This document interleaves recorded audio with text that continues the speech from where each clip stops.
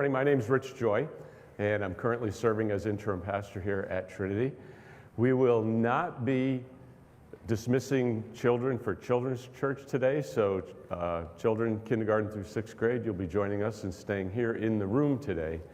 I'm glad you're here. I'm glad you've joined us. If you connected online to be a part of who we are here, I will just once again invite you, if you've been in the habit of watching from home and you're able to get here in the room, please come. There's something that happens when we meet together in this place and Jesus is here. If you're not able, I'm glad you can connect from home and be a part of what we're doing, but we'd love to see you in the room if you can get here. Last week, Todd Naka joined me up here, and I had him retell an amazing story of a divine encounter he and his wife had a couple weeks earlier where God just orchestrated events to put he and his wife together with a woman who needed to know the love of Jesus. And it was an amazing story. But he happened to mention, when I was saying, hey, Todd, tell us a little about yourself, he happened to mention in passing that he had a pet elephant. Well, he probably thought I didn't believe him, because later that afternoon he sent me a picture in my email, in my inbox. There's a picture of it. I want to show it to you. I downloaded it. I added it up here. That's Todd as a little boy with his pet elephant. And I thought that was his dad, but it was actually the guy who got the elephant for him. And I thought I would show you the elephant so you could know that it was true. He owned a pet elephant. And I want to answer all your elephant questions, because I've been asked elephant questions. Her name was Donna. Yes, a female elephant. Her name was Donna. He had her for about 1 year. Where did he keep her? In his front yard in Connecticut. What town did you say you were in? Oh, okay. And so the other question was it legal? Yes, it was then. No, you cannot own a pet elephant in your own yard today. She was very smart, highly trained. She didn't live her full life expectancy because she had a genetic defect, but she lived a very happy life as Todd's pet while he had her. All right, so those are all the elephant questions. Now that we've gotten the elephant issue out of the way, we're going to focus on another divine encounter today, one where Jesus and a blind man came together and amazing things happened. Now, you know, the end of the story that's coming is the blind man had his sight restored. But that's not the only amazing thing that happened. There were other amazing things that happened in this divine encounter. And I want you to watch for those as we read through it and I share some comments. What I've been saying every week as we've looked at these is I want you to be looking for who you are in this story. When I read stories like this from the Gospels, I always ask myself, who do I relate to most today? Am I one of the disciples? Am I an observer? Am I the blind man? Am I seeing things the way Jesus would see things? Who am I? And then the second question is, do I know someone in my life who might fit into this story, who needs a divine encounter with Jesus Christ? So the story is in Luke 18, 35 through 43. And I have to just qualify, when I say story, and I'm talking about something in the gospel, this is not fantasy. This is not a made-up story. This is a true account. I really should say the historical account of Jesus and the blind man, so we know that this actually happened. So here it is, verse 35. It says this: as Jesus approached Jericho, a blind man was sitting by the roadside begging. When he heard the crowd going by, he asked what was happening. They told him, Jesus of Nazareth is passing by. He called out, Jesus, Son of David, have mercy on me. Those who led the way rebuked him and told him to be quiet, but he shouted all the more, Son of David, have mercy on me. Jesus stopped, and he ordered the man to be brought to him. When he came near, Jesus asked him, what do you want me to do for you? Lord, I want to see, he replied. Jesus said to him, receive your sight, your faith has healed you. Immediately he received his sight and followed Jesus, praising God. When all the people saw it, they also praised God. This account is listed in two other Gospels, in Matthew and in Mark, and one of the other Gospel writers names this gentleman as Bartimaeus. So if I happen to say the name Bartimaeus as I'm talking about this story, Bartimaeus is the blind man. Luke, in his account, doesn't name him. So this is an encounter between Jesus and a man named Bartimaeus. When we read a story like this, we can easily miss the reality of what's happening here for a couple of reasons. One, we've read the story before, we've heard the story before, we read through it, and we don't really sink our mind into what's happening here. Another reason is we live in the United States of America in 2022. We do not live in the dusty streets around Jericho in the time of Jesus. So it's easy for us to misunderstand all that's really happening here. Because of that, so that we can really grasp the reality of this account, I want to retell this story in a modern setting. I want to retell this story in America, United States of America 2022. And it starts like this. There's a very famous man. He's a celebrity. And he's on his way to Hollywood Boulevard to take the Hollywood Walk of Fame. There's a sidewalk with a star on it and his name that's waiting for his handprints. That's where he's headed. His 12 closest hangers-on surround him. They're part bodyguard and part Google-eyed fan, but they go with Jesus they go with this man everywhere he goes. There's a big crowd. There's a buzz. There's excitement that this famous man is on Hollywood Boulevard. Cameras are clicking, video is rolling, news teams are on site as the crowd, the level of excitement is just so high while this man passes by. Behind the crowd, on the sidewalk, is a homeless man. His clothes don't fit, they're old, he's dirty, his hair is unwashed and unkempt. And he stinks, he smells. And he starts yelling out the name of the man going by. He's yelling it. And the people in the crowd say, be quiet, this man doesn't want to have anything to do with you. What are you yelling about? And when he hears that, he yells all the more. He yells the name even louder. And someone turns around and says, why don't you just shut up? To the man. The celebrity going by, you can't tell whether he heard or not because he doesn't hesitate. He doesn't stop for a second. In fact, it looks like he picks up his pace and goes even faster. He's got an appointment with some wet concrete, and he's on the move, and the crowd follows him, and they leave the dirty homeless man laying on the sidewalk. That's probably how it would go today, right? That's not our Jesus. Now, you take that story that's so familiar in our mind, the way we think it should go, and go back to this story of Jesus and Bartimaeus. That's actually how people thought that should go too. Jesus was an important man. He was on his way to a destination. And there was a dirty, homeless beggar on the street calling his name. By the world's standards, he should have ignored him and kept going. But not our Jesus. That's not how he rolls. Let's go back and look at this story again. It says, as Jesus approached Jericho, Jesus wasn't just wandering aimlessly, hoping to have some kind of a divine accident or encounter during his day. He had a destination. He had a plan. He was going somewhere. So the first thing I notice about Jesus is he allowed himself to be interrupted. He chose to stop when he heard Bartimaeus calling him. He had important things to do. He was an important man, but not so important that he wouldn't let himself be interrupted. And I think about all the times in the Gospels when you read about Jesus being interrupted. Jesus was often on his way to do something that mattered, and someone stopped him, and he stopped, and he let himself be interrupted. He was on his way to Jerusalem, and 10 lepers called out to him, Jesus, Jesus. And instead of going to Jerusalem, that important city, he stopped, and he asked the lepers, what do you want? There was a demon-possessed man called Legion that Jesus cast all these demons out. And right after that, he goes,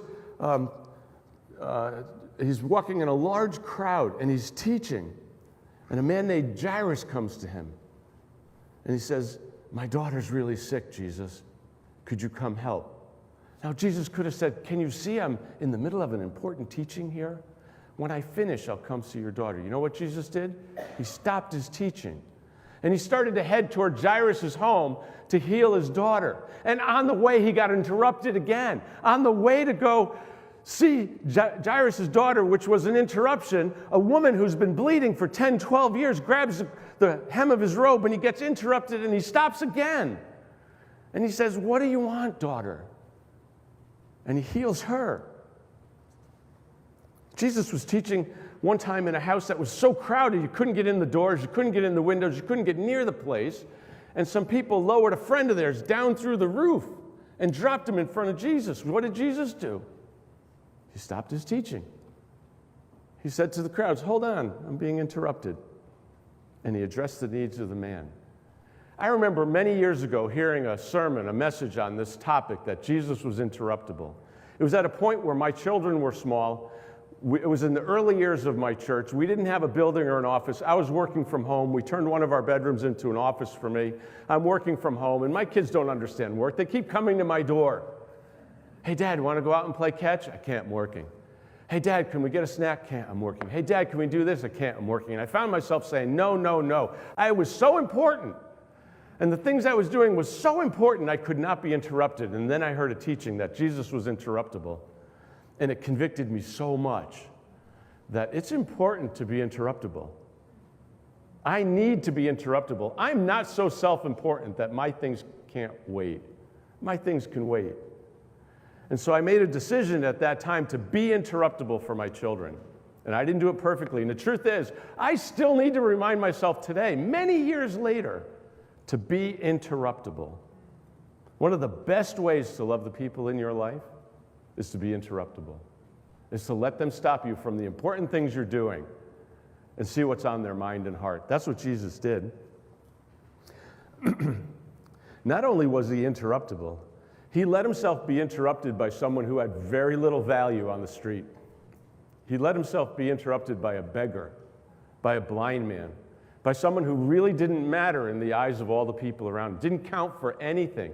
It's not like Jesus was interrupted by an important leader or someone famous or a rich person or someone with influence where Jesus said, oh, I better stop what I'm doing because this person has influence and value. Jesus let himself be interrupted by someone who had, in his day, very little value. A blind man in Jesus' day would have been the equivalent of the homeless man on the sidewalk on Hollywood Boulevard. He just had very little social value. It was very difficult for a blind person in Jesus' day. It's challenging today for a blind person today to navigate life. But we have at least some supports in place.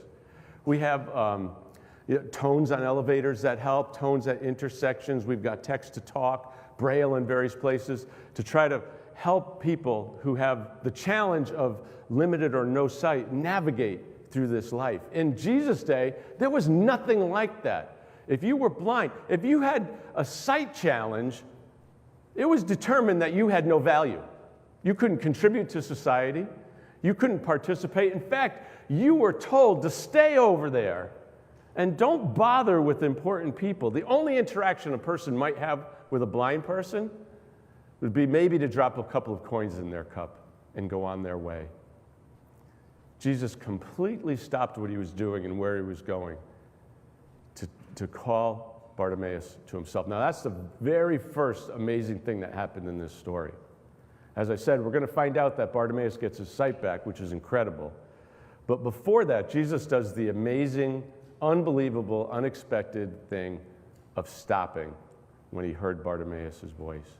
And then he did a second amazing, unexpected, unbelievable thing. He called Bartimaeus to him. He said, who's that man calling my name? Bring him to me. Jesus wasn't supposed to, as a rabbi, as a holy man, he wasn't supposed to get that close to a blind beggar. But those rules didn't stop Jesus. They didn't bother him. He said, bring him to me. And then the third thing he did that was amazing is he spoke to him. Most of the time in Jesus' day, when you spoke to a beggar, it was to say, get out of the way. Get off the sidewalk. Who do you think you are? Jesus looked at that man and said, what do you want me to do for you? Jesus listened. Jesus gave that man value in that moment. If he had never received his sight back, I believe Jesus just gave him a great gift. Bartimaeus had a need, and Jesus stopped what he was doing. He called him over, said, come to me, and asked him, what do you want? And he said, I want to receive my sight. We're going to stop here for a minute, because I think as you're listening to this, you might be just like Bartimaeus today. You might be someone in this room or at home watching, and you have a great need. You've got something weighing down your heart. You have some challenge today. Or you might be like Bartimaeus, where you feel like you're on the outside. Everyone else is on the inside, and you're on the outside.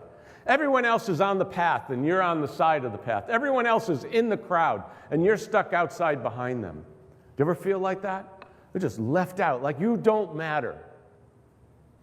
I think it's possible you're listening to these words today, and you feel just like Bartimaeus was made to feel in his life. Everyone else matters. Everyone else has value, but I don't. Jesus listens to everyone else. God hears everyone else's prayers, but he doesn't hear mine. You might feel just like that. So here's what I want to say to you today. Jesus is passing by. Just like Jesus was passing by on his way to Jericho, Jesus was passing by Bartimaeus.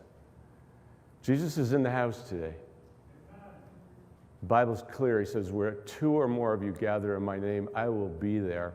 I believe there are at least two of us in this room who know Jesus. So he's here. So my friend, if you feel like Bartimaeus today, Jesus is passing by. Be Bartimaeus and just call out to him. Bartimaeus said, Son of David, have mercy on me. Jesus, Messiah, have mercy on me. In those words, he was recognizing who Jesus was. Son of David is a messianic title. And it was as if Jesus was saying, Lord God Almighty, Jesus, hear my cry. And Jesus did. He stopped. He said, I hear you, Bartimaeus. I hear you. What do you need? So if that's you today, here or at home, don't let Jesus pass by. Don't let Jesus pass by. Right now, in your heart, I'm going to keep talking. You don't even have to listen. If that's you, in your heart, in your mind, just call out to him. Jesus, I'm right here, and I need you. He'll hear you, and he'll say, what do you need? Because what Jesus was great at and what Jesus did for Bartimaeus was he listened. Jesus didn't just hear Bartimaeus' voice. Jesus heard the cry of his heart. And just to make sure, he called Bartimaeus over. He said, come here, Bartimaeus, and tell me what's on your heart. Jesus listened. And it's so appropriate for us where we are in this series today because we've been using the acronym BLESS to help us know how to love the people outside our church family. How do we love those people who don't know Jesus? How do we love them and reach out to them and help them have an encounter with Jesus? We've been using this acronym. There's a book we're reading along with it. And the acronym is BLESS, B-L-E-S-S. Begin with prayer, listen, eat, serve, tell your story. And we're on L for listen. Listening is one of the most powerful ways you can love the people in your life. I hear people say things like this all the time. I can't help people figure out who Jesus is because I don't know enough. I don't have enough Bible knowledge. I don't have all the answers. If they ask me questions, I won't know what to say. I don't know how to explain everything. You don't have to have all the answers. You can just listen. Listen with love. You have people in your life who need to be listened to. Nobody listens to anybody anymore. Everybody's plowing through life. If we took a survey here or in any group and said, do you feel listened to? Most people would say, nobody listens to me. I mean, really listens. They listen if I'm the boss and I tell them what they have to do. They listen if I'm a teacher and I'm giving them instructions. But nobody listens. Nobody really listens to know who I am in the deep places of who I am. You have people in your life who need you to listen to them. Really listen. So we're going to take a few minutes, and I'm just going to go through a list of listening skills.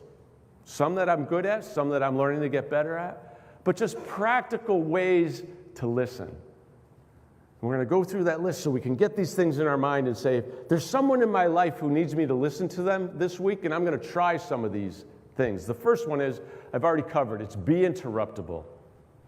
Be willing to stop what you're doing. I've been building a shed, it seems like all summer long, the past few months. I've been building this shed out in my driveway, in my backyard. My driveway is sort of an L-shaped bend, and the shed's right on the bend of the L, and my driveway's not very long, so you can see it from our street. And we have a neighbor who walks all the time, and he loves to talk. And when he goes by the end of my street and he sees me working on it, I see him coming. And I love people, but I'm very task-oriented. If I'm on a project, if I'm doing something, I just want to do it. I don't want to stop and shoot the breeze. I want to get the job done.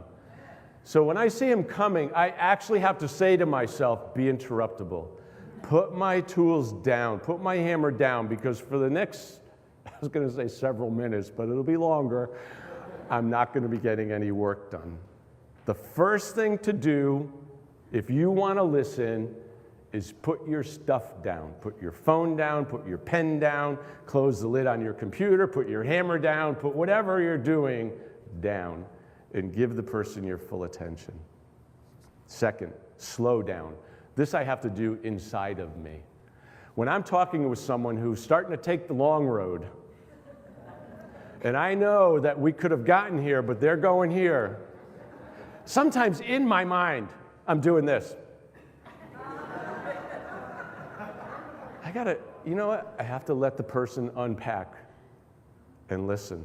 It takes some discipline to really listen that way. And along with that is be patient. Sometimes in a conversation, I want to just say, just give me the bullet points. I have to be patient and let the person fill in around those bullet points. That's good listening. And then as I'm listening, you might do this. Don't do this. As I'm listening, sometimes I'm not really listening, I'm formulating my response. I'm just picking up enough key information to know how to reply back. And I'm not really listening to what they're saying. So I've got to put that down too. Put down my response, put down my rebuttal. Wait for it and really listen to what the person is saying. And listen to understand, not just to hear words, not just to accumulate information, but if I'm going to listen to you and love you in listening, I want to know your heart. I'm going to want to hear what's really going on inside of you. And sometimes that means asking clarifying questions or repeating something they said. Oh, when you said this, what did you mean by that? I'm not quite sure I'm getting what you're saying. Those are okay things to say. But when you're listening, basically close your mouth and open your ears. Make eye contact, nod, smile.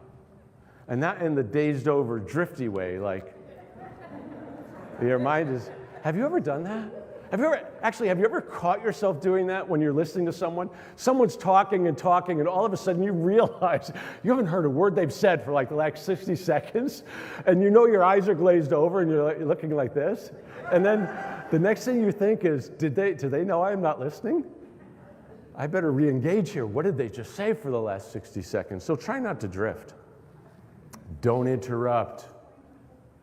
Don't interrupt because something they said gave you an idea of something you want to say. And they're telling a story about something that happened to them and it happened to you, and you don't let them finish because you jumped in and started your story about what happened to you.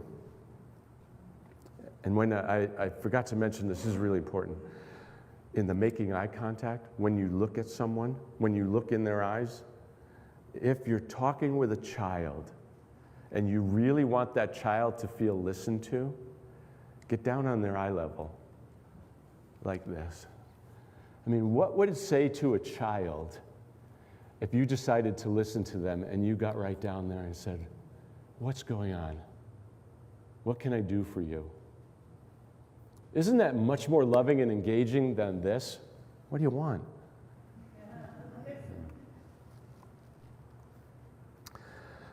Heidi and I have an exercise. This will be the last thing I say on listening. Heidi and I have an exercise we do with couples to help in communication. It's called active listening. It's an active listening activity. And every time we introduce it to a couple, we feel like this is so contrived. This is never going to work. It works all the time. We've seen it work over and over, but it feels so silly that we almost apologize when they're asking them to do it. It goes like this. We ask the couple to think of some topic they want to talk about. They come up with a topic. We say, sit down. They sit down facing each other, knees almost touching. Sometimes we ask them to hold hands and look in each other's eyes. We get that far and they giggle. And then we say, here are the rules. One of you is the talker, the other's the active listener. Now, who's going to talk? Okay, you're going to talk. You're going to say what's on your mind. You're going to listen. You're going to look her in the eyes. You're not going to talk. You're not going to interrupt. You're not going to be formulating your response. You're just going to listen. And when she's done, you're going to repeat verbatim what she said, word for word. Are you kidding? You're going to do that? That's so silly. And we feel silly. And here's what happens. The speaker starts to talk. Well, this is what I wanted to share with you. When we're doing blah, blah, and they share it. And then I say, the wife went first in this case. Sometimes it's the other way. And then he's sitting there and he goes, what you said was, I think it was something about when and he realizes all of a sudden that he's not really listening. So we make him do it again. Give it to him in a shorter sentence and have him repeat it word for word. And we go through this activity, and every time, and then we switch it around, every time the couple says to us, wow, you know what we realized? We don't really listen to each other. That repeating everything the other person said word for word forced me to listen to what they were saying. Now, you can't go through your day like that. Someone says something to you. You can't say, hold on, sit down here for a minute, and let me hold your hands, and you tell me what's on your mind. But you can practice active listening by really focusing in on what they're saying. Now, those are just some good practical tips on listening. Where I'm going with this, though, is to say, again, you have someone in your life, I guarantee it, who could benefit from a listener. An open heart, an understanding mind, and listening ears. So they can just say what's going on in their heart and have a safe place and a safe person to hear them. It's one of the best ways to show the love of Jesus. 3 more scripture verses on listening. Proverbs 18:13. It says this, to answer before listening, that is folly and shame. James 1:19, this one's a little more familiar. My dear brothers and sisters, take note of this. Everyone should be quick to listen, slow to speak, and slow to become angry. One more. Proverbs 20, verse 5. The purposes of a person's heart are deep waters, but one who has insight draws them out. I love that verse. We have to think about it a little bit more. I love that verse for what it says. It's saying that what goes on inside of my heart is like a deep well. It's like deep waters. Another person who has some insight and understanding and listening ears can help draw that out, can help me even understand what's going on in my heart if they let me talk about it. That's the power of listening.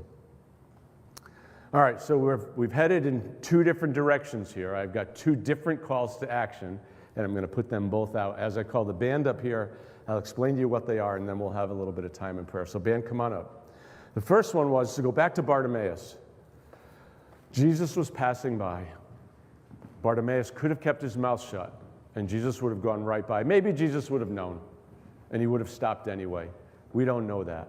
But the reason Jesus stopped was Bartimaeus called out to him. Bartimaeus said, Jesus, I need you. And when they told Bartimaeus to be quiet, he called all the louder. If you're like Bartimaeus today, in these next few moments, we're going to make the room quiet, except maybe for a little piano playing. And it's your opportunity to call out. Jesus is passing by. He's in the room. Don't miss the moment. Don't let it go. Call out to him. Even if you don't know what to say, you just say, Jesus, I'm here and I need you. Or maybe you have a heavy thing on your heart. Say, Jesus, this is what I need. And know that he will stop and sit with you and meet with you. That might be you today. For the rest of us, I want to ask you to think about who in your life you can listen to this week. Listen to for the love of Jesus. Listen to like Jesus was. Who can you be interrupted by? Who can you stop and put your things down with? And just listen. Not to fix them. Not to give them answers. Not to refute or rebut or reply. But just to listen. Just listen. And maybe you're already thinking of someone. Maybe you already know who that person is. And while we're praying, you're going to pray for an opportunity to just listen to that person. Maybe you don't know who. Your prayer is, God, give me a divine encounter this week that you orchestrate, that you set up with someone who you know needs someone to listen to them. And he'll do it. You pray that prayer, he'll do it. He will give you an opportunity. He will set that up, and you can find yourself listening. So those are our prayers. We're going to take a moment. I'm going to let you pray. You come before Jesus, And if you need him today, you call out his name. Otherwise, be praying about who you can listen to this week and love them the way he would love them.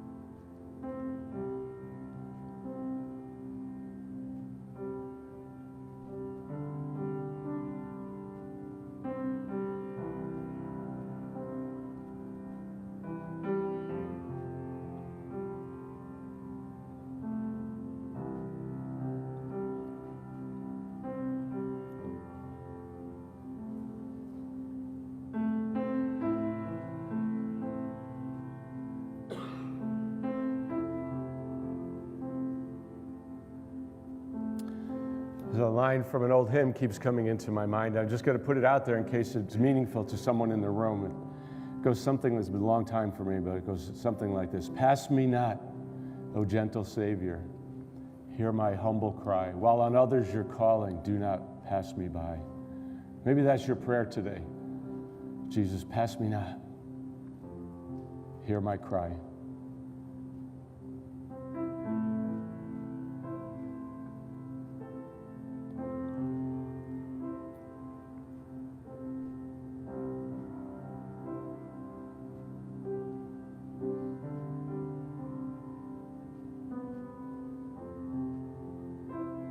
When you call, he will stop and he will answer you.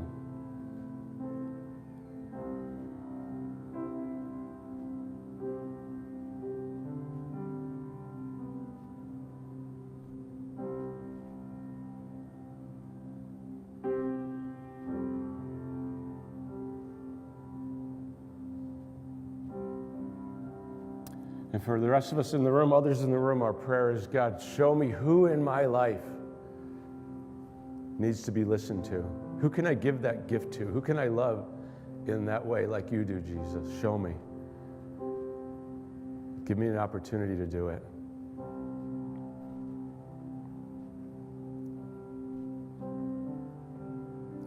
And may we love the people in our life the way you love us, Jesus.